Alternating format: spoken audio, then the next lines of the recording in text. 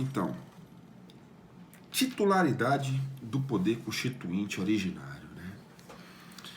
Titularidade, a pergunta que se faz é a seguinte: quem detém o poder, né?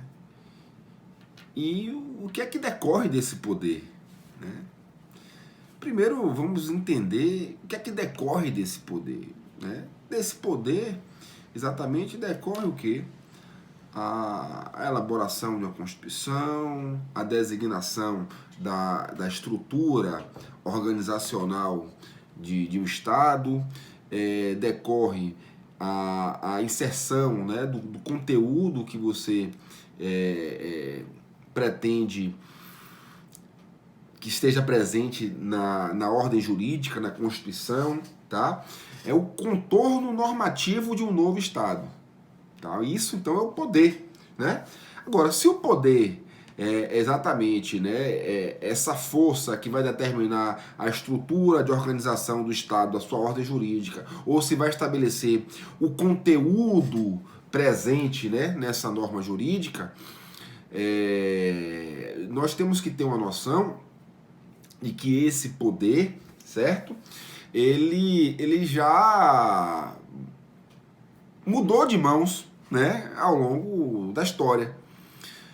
Por exemplo, na Idade Média, quem detinha o poder para estabelecer a estrutura do Estado e também dizer qual era o conteúdo que estava presente na norma jurídica, né, eram os monarcas. Até porque os monarcas, eles eram uma reencarnação das divindades, né? Então eles, através exatamente da representação de uma divindade, ele dizia exatamente que aquilo que deveria ser a estrutura do Estado, ou aquelas normas que deveriam nortear, os institutos que deveriam se fazer presentes para que todos seguissem, era exatamente a vontade deles, né? A vontade dessa dinastia, né? Por assim dizer. Porém, com o próprio panfleto, né, do Abade Siais, né, ele promoveu uma reformulação, né, sobre essa titularidade. Por quê? Porque o Abade Siais, ele concebeu que essa titularidade pertencia justamente a quem? Ao terceiro Estado. Né? Então, o poder constituinte, portanto, ele tinha como titularidade a nação, né?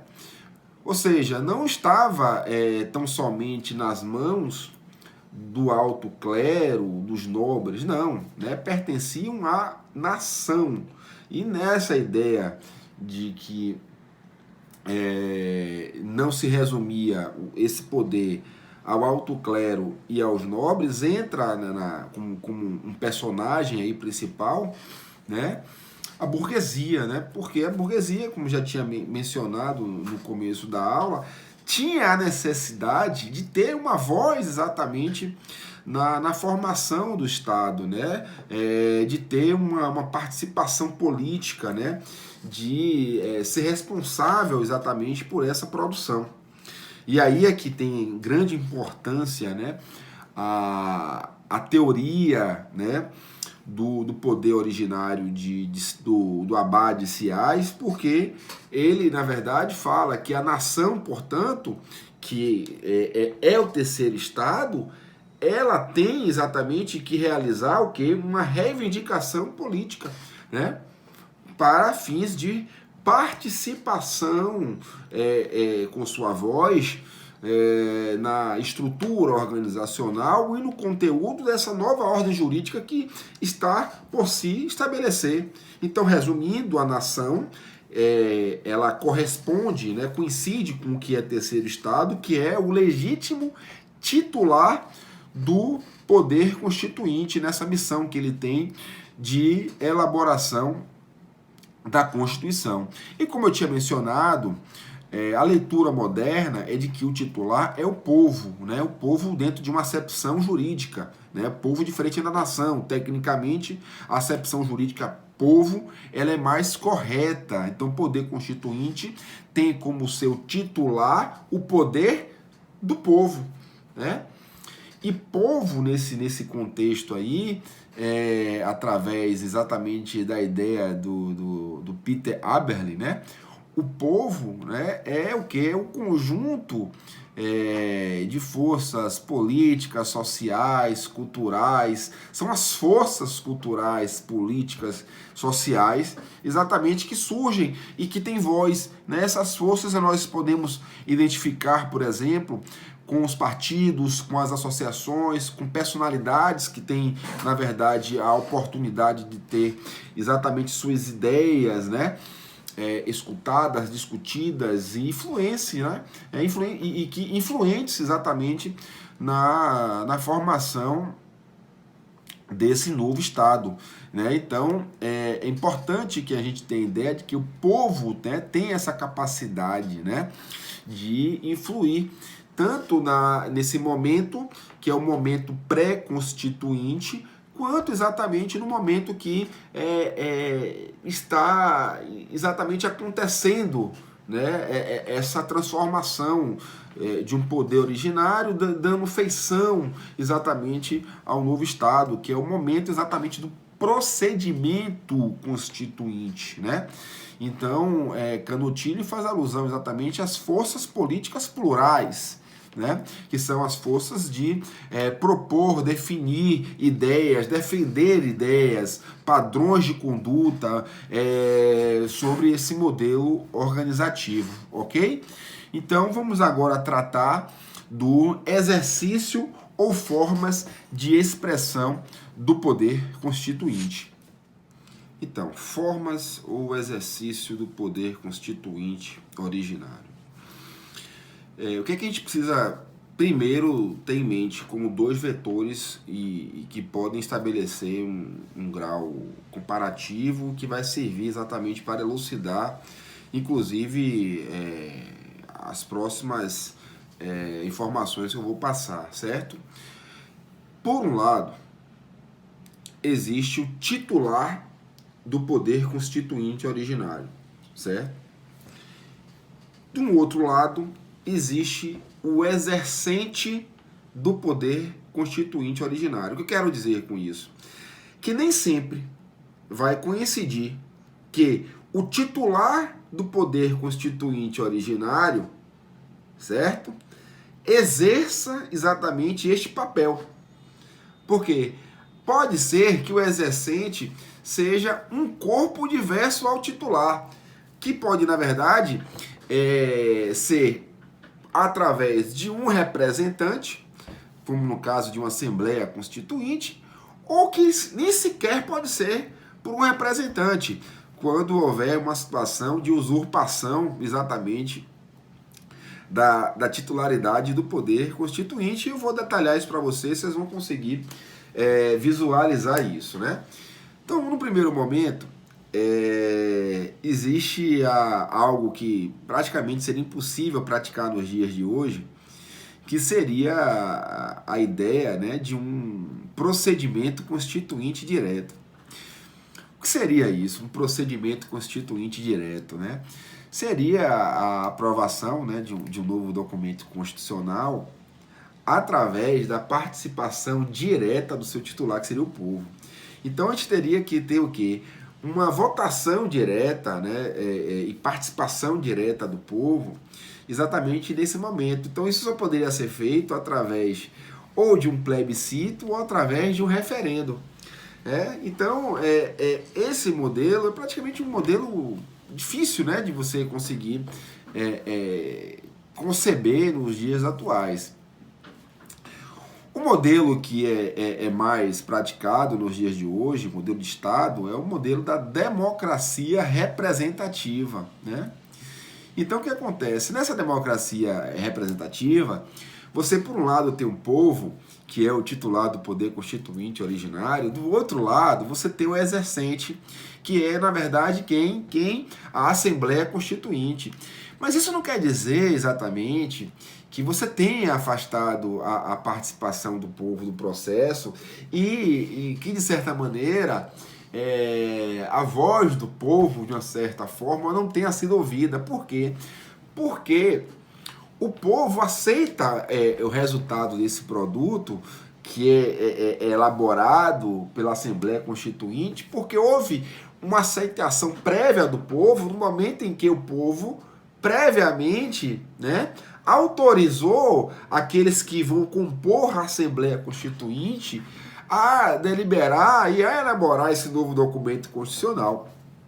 Tá? Então, a democracia representativa, ela se dá desta maneira. O poder é exercido por um agente que é o representante do povo, que é a Assembleia Constituinte, que age em nome do povo. Aí eu cheguei a falar no comecinho desse tópico aqui e falei de um nome específico que talvez vocês estejam ainda aí a se perguntar.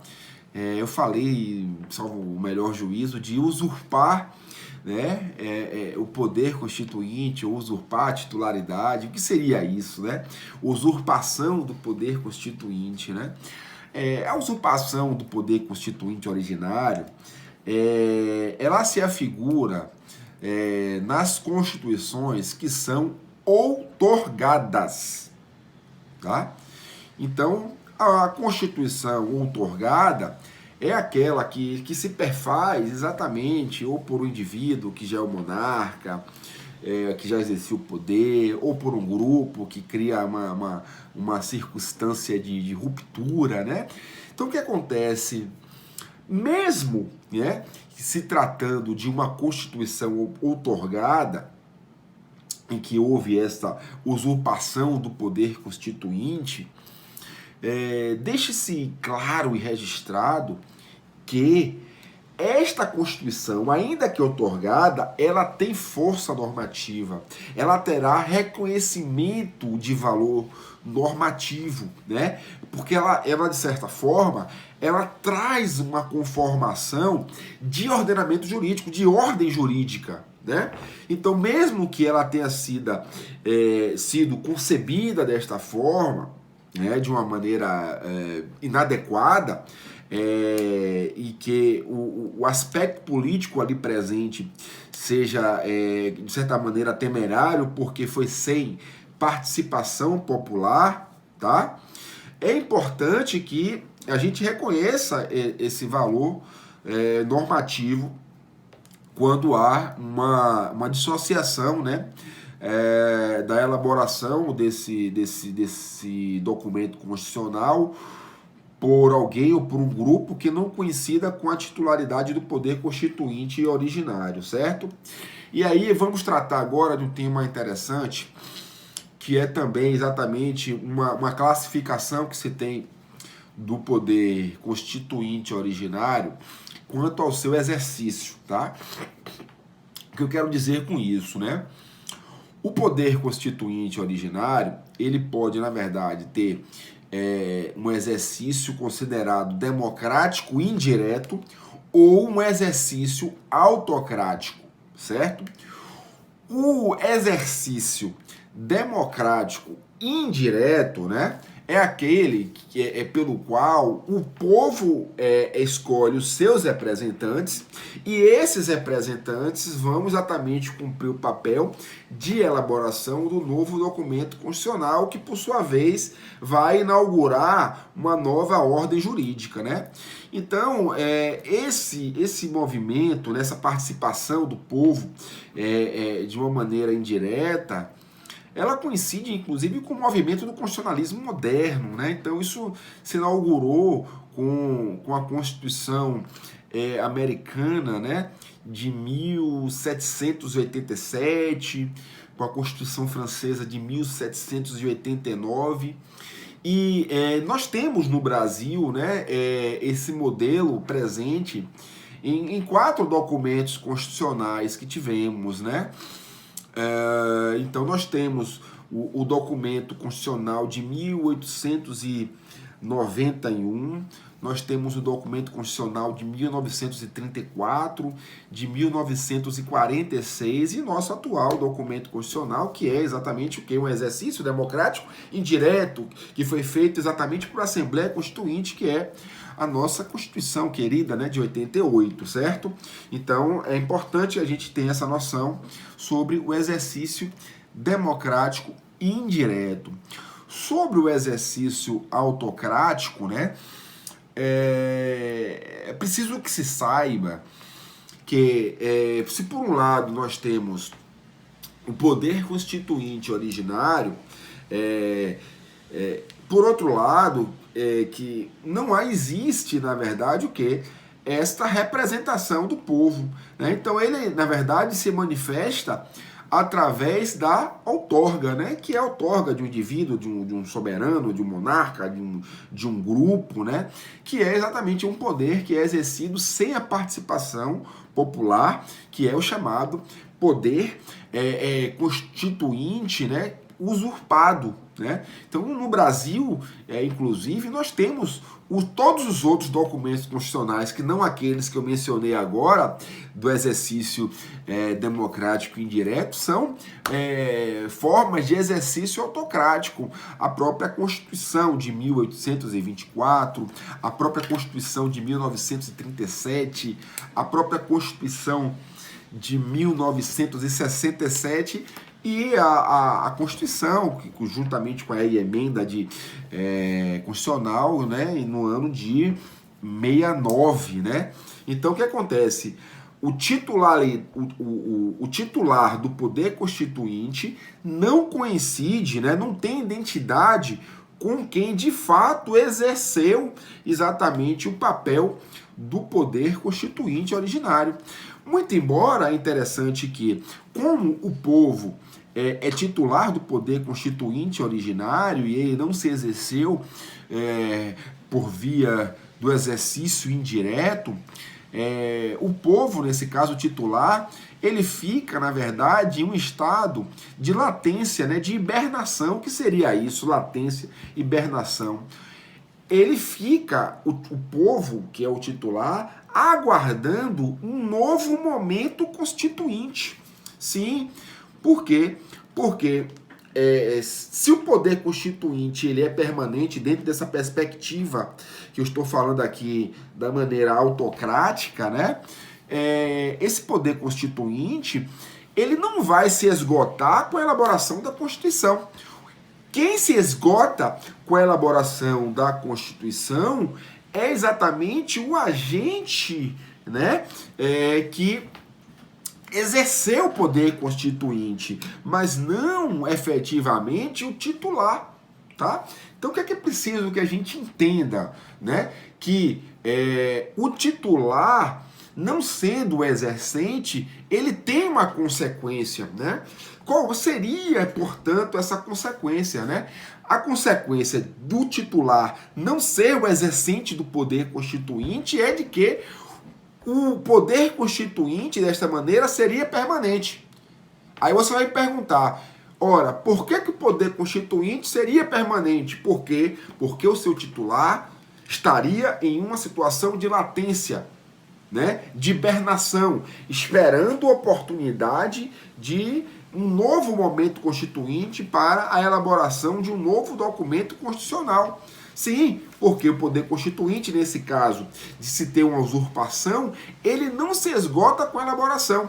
Ele permanece apto com o titular, que pode se manifestar a qualquer momento, né? Então permanece com o povo até um novo momento, né? Agora, o agente que exerce o poder constituinte, ele se dissolve, ele desaparece com a entrega exatamente dessa sua função, que é a função da elaboração da Constituição, que por sua vez vai estabelecer a estrutura de Estado, né, e vai estabelecer o conteúdo, né, desta ordem jurídica, né. Então é importante que a gente tenha essa noção.